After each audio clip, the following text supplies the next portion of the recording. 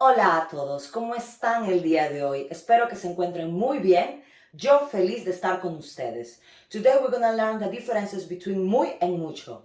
Are you ready? Let's see. We're going to start first with muy. Now, muy is an adverb. An adverb is a word that is placed on a sentence to modify or complement a verb, an adjective, or another adverb. Now, if I've been too technical and you're like, why are you talking, Maria? Let's place it on a sentence, okay? And let's start to talk about each part of this sentence. Now, el café está muy caliente. Now, café is the noun, okay?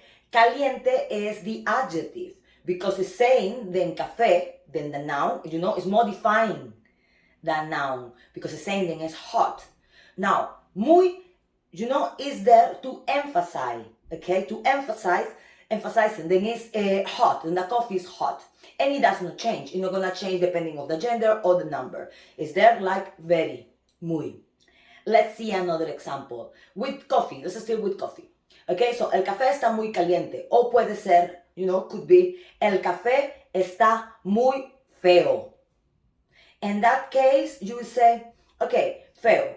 Feo is a masculine noun, okay, singular. That's what muy is that. No. It doesn't matter. It doesn't matter the adjective that I use. Muy will still be muy.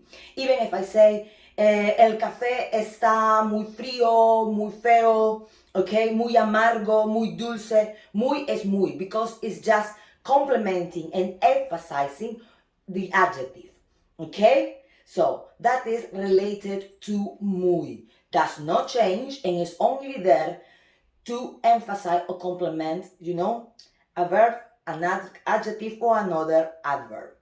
Now, what happened with mucho? Because mucho is very different.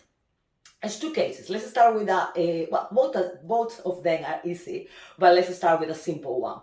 Muy after verb, okay? Ejemplo, trabajo mucho. Ustedes estudian mucho, o leo mucho, o viajo mucho. I wish. Okay, so verbo plus mucho. Trabajo mucho, leo mucho, estudio mucho, cocino mucho, limpio mucho, bailo mucho, okay? That is when you want to express like much, like a lot. So trabajo mucho is like I work a lot. Viajo mucho, I travel a lot. So when you want to express like quantity, like a lot, is verbo plus mucho. Another case is when it's mucho plus the noun.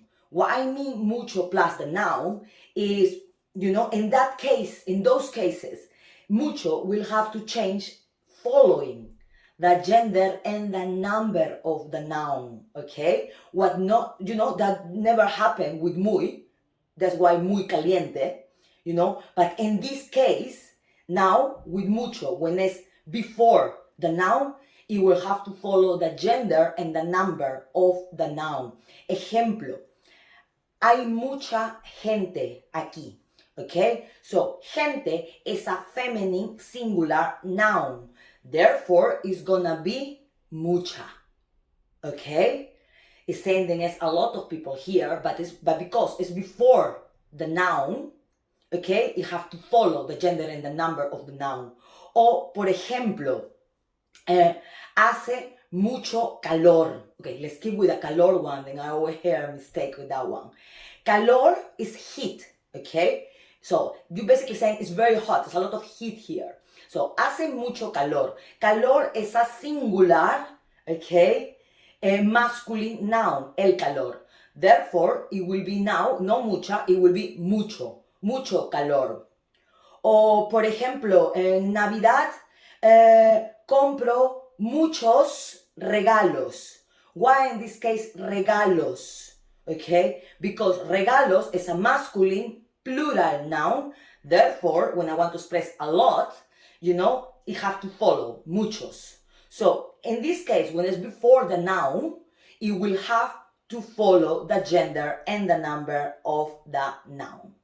I hope that this video was helpful for you. I hope, I don't know if you heard about this before or if you before was, wondering, when to use this one or use this one. I hope that this was clear for you. Do not forget, then until this point, if you still not subscribed to our channel, subscribe button, and I hope to see you on our next video. Ciao, ciao.